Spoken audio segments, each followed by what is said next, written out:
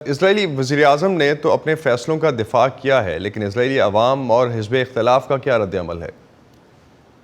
دیکھیں، حزب اختلاف کا جہاں تک سوال ہے تو اس کی اور سے بھی یہ کہا گیا ہے کہ اسرائیلی جو کامیابی ہے اس کو لے کر کے پیٹھ تھپتھپائی گئی ہے یہاں کی فوج کی، اور یہ بھی کہا گیا ہے کہ جو بھی اسرائیل کا دشمن ہے اسے معاف نہیں کیا جائے گا۔ تو ایک طرح سے ان کی طرف سے بھی اس کا خیر مقدم کیا گیا ہے، لیکن آپ کو یہ بھی بتائیں کہ یہاں کا جہاں تک عوام کا سوال ہے تو یہاں پر گہری تشویش کا اظہار لوگ کر رہے ہیں، اور خاص کر کے یرغمالوں کے خاندان کے جو لوگ ہیں ان کی اور سے یہ کہا جا رہا ہے کہ جس طرح سے اسرائیل نے یہ حملے کیے ہیں اس کے بعد ان کے زندہ لوٹنے کی جو امید ہے وہ کافی کم ہو گئی ہے، اور ان کی اور سے بار بار یہ کہا جا رہا ہے کہ جو ڈیل جسے امریکہ نے بھی منظوری دی ہے اس کو قبول کرتے ہوئے اسرائیل کو فوری طور پر جو ہے ڈیل کر کے یرغمالوں کی رہائی کے لیے آگے جو ہے قدم اٹھانا چاہیے۔ دوسری طرف جو شمالی علاقہ ہے وہاں پہ لوگ جو ہیں وہ ابھی بھی کافی غصے میں ہیں، کیونکہ فواد شکر کے قتل کے بعد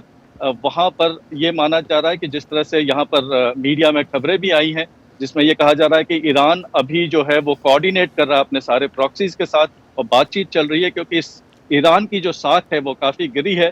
تہران کے حملے کے بعد۔ حالانکہ اسرائیل کے اندر جو ہے وہ محمد دیف کے قتل کو جو ہے وہ بہت زیادہ توجہ دی جا رہی ہے، اسماعیل ہنیہ کے قتل کے اوپر اسے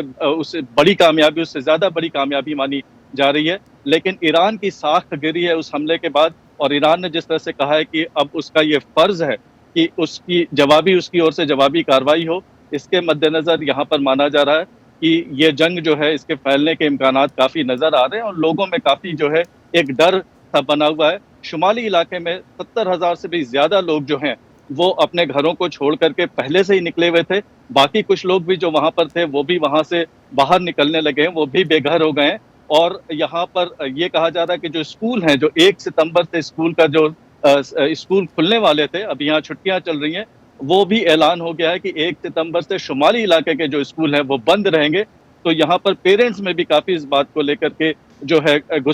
غصہ دیکھا جا رہا ہے۔ وہ کہہ رہے ہیں کہ بچے جو ہیں پچھلے 10 مہینوں سے 300 دنوں سے انہوں نے اسکول اٹینڈ نہیں کیا ہے، اور آگے بھی ان کی تعلیم جو ہے وہ آگے نہیں بڑھ پائے گی۔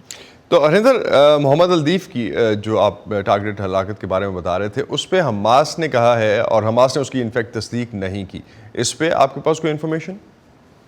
دیکھیں، حماس کی اور سے نہ تو اس کی تصدیق کی گئی ہے اور نہ ہی تردید کی گئی ہے، لیکن یہاں پر جو فوجی ذرائع ہیں ان کی اور سے یہ کہا جا رہا ہے کہ وہ اب تک انتظار کر رہے تھے کہ انہیں کوئی ٹھوس ثبوت ملے، اس کے بعد ہی وہ اس طرح کا کوئی اعلان کریں گے۔ حالانکہ پچھلے کچھ ہفتوں سے یہ کہا جا رہا تھا کہ ان کے پاس کچھ اس طرح کے ثبوت ملتے نظر آ رہے ہیں۔ یہاں پر یہ تو ثبوت تو پیش نہیں کیا گیا ہے، لیکن فوجی ذرائع جو ہیں وہ کہہ رہی ہیں کہ ان کے پاس ٹھوس انٹیلیجنس جو ہے وہ اب مل چکا ہے کہ وہ اس میں مارے جا چکے ہیں۔ آپ کو یہ بھی بتا دیں کہ اسے بہت بڑی کامیابی اس لیے بتا رہے ہیں کیونکہ ان کی جو تلنا ہے وہ کی جا رہی ہے اسامہ بن لادن کے ساتھ، اسرائیل جو ہے ان کی تلنا کر رہا ہے۔ اور یہ آپ کو بتا دوں کہ یہ ان کے اوپر 9واں اٹیمپٹ تھا، یہ 9واں ان کے اوپر جان لیوا جو ہے حملہ ہوا تھا۔ اس کے پہلے اسرائیل کے 8 جو ہیں حملے، اس میں وہ بچ نکلے تھے محمد دیف، اور وہ ایک طرح کے لیجنڈری فگر کے طور پر جو ہے وہ سامنے ان کو پیش کیا جاتا تھا فلسطینی عوام کے سامنے، اور وہ مسلح بازو کے چونکہ سربراہ رہے ہیں، 20 سال سے زیادہ رہے سربراہ، 20 سالوں سے بھی زیادہ جو ہے وہ اس کی لیڈرشپ، ان قیادت وہ کرتے رہے مسلح بازو کے۔ تو مانا یہ جا رہا تھا کہ یحییٰ سنوار کے بعد اگر سب سے کوئی اہم رہنما ہے حماس کا تو وہ محمد دیف ہے، اور اس لیے یہ اسرائیل اسے اپنی بہت بڑی کامیابی کے طور پر اسے دیکھ رہا ہے۔ تو ہریندر، ایک چیز یرغمالیوں کی رہائی کے حوالے سے، کیونکہ ان ہلاکتوں کے بعد اور یہ جو ٹارگیٹڈ آپریشنز ہوئے ہیں ان کے بعد یرغمالیوں کی رہائی کے حوالے سے کیا سمجھتے ہیں اسرائیل میں تجزیہ کار اور حزب اختلاف یا رہنما جو اس وقت حکومت کے بھی ہیں، کہ ان پہ کس حد تک اثر پڑے گا؟ یرغمالیوں کی رہائی کیسے ممکن ہوگی اب؟ دیکھیں، یہاں پر سیاسی تجزیہ نگار جو ہیں وہ بار بار یہ کہہ رہے ہیں کہ اس طرح کے بڑے حملوں کے بعد جس طرح سے دوسرے فریق کی جس طرح سے ساکھ گری ہے، ان کے لیے اب یہ ایک بہت بڑا ایگو ایشو بن چکا ہے، اور ایسے میں کوئی بھی جو پیشکش سامنے رکھی جائے گی اس کو منظور کرنا ان کے لیے بے حد مشکل ہوگا، خاص کر کے جس طرح سے 2 بڑے جو رہنما ہیں ان کا قتل ہوا ہے اس کے بعد۔ اور یہاں پر لوگوں میں تھوڑی نا امیدی دیکھی جا رہی ہے، اور آج یہاں پر کئی سارے جو ہیں پریس ریلیزز یہاں پر سامنے ہاسٹیجز فورم کے طرف سے آیا ہے، اور اس میں بار بار یہ کہا جا رہا ہے کہ اسرائیل کو فوری طور پر کسی طرح کا کمپرومائز کرتے ہوئے، سمجھوتا کرتے ہوئے ڈیل کو منظوری دینی چاہیے، اور بین الاقوامی برادری کو بھی اس میں انوالو کرتے ہوئے کوشش کرنی چاہیے کہ ابھی جو کشیدگی دیکھی جا رہی ہے، یہ جو تناؤ یہاں دیکھا جا رہا ہے، اس کو کم کیا جا سکے۔ ہریندر، جنگ بندی کے حوالے سے جو مذاکرات چل رہے تھے پچھلے کچھ عرصے سے آن آف وہ چلتے رہے، کبھی رک جاتے تھے، لیکن ابھی ایجپٹ میں جو دوبارہ ایک فیز چل رہا تھا اور قطر بھی اس میں انوالو تھا، امریکہ بھی اس میں انوالو تھا، وہ کیا سٹیٹس ہے ان مذاکرات کے حوالے سے؟ جنگ بندی کے بارے میں جو ہو رہے تھے اس پہ کیا سٹیٹس ہے اس وقت؟ دیکھیں، سفارتی کوششیں تو کبھی بند نہیں ہوئی، وہ لگاتار جاری نہیں، ابھی بھی کہا جا رہا ہے کہ سفارتی کوششیں جاری ہیں، اور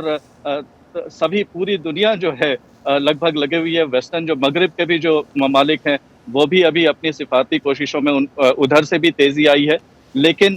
ابھی جو موجودہ جو حالات ہے اس میں اسرائیل بھی اس بات کو مان رہا ہے کہ جس طرح سے ایران کو سیدھے جو دھچکا لگا وہاں اس حملے کے بعد اور اس کی ساکھ گری ہے، اس کے بعد یہاں بھی کہا یہ جا رہا ہے کہ پوری طرح سے تیاری کی جا رہی ہے۔ یہاں پر وزیر دفاع یوآف گلانٹ نے آرو جو ایئر ڈیفنس سسٹم ہے اس کے لوگوں سے ملاقات کی، اور انہوں نے کہا ہے کہ انہیں پوری طرح سے تیار رہنا ہوگا، کیونکہ یہ حملہ کبھی بھی ہو سکتا ہے اور یہ ایک کوآرڈینیٹڈ حملہ ہوگا۔ اس طرح کی خبریں یہاں پر جی، لگاتار آ رہی ہیں۔ بہت بہت شکریہ ہریندر، آپ ہمیں اپڈیٹ کر رہے تھے۔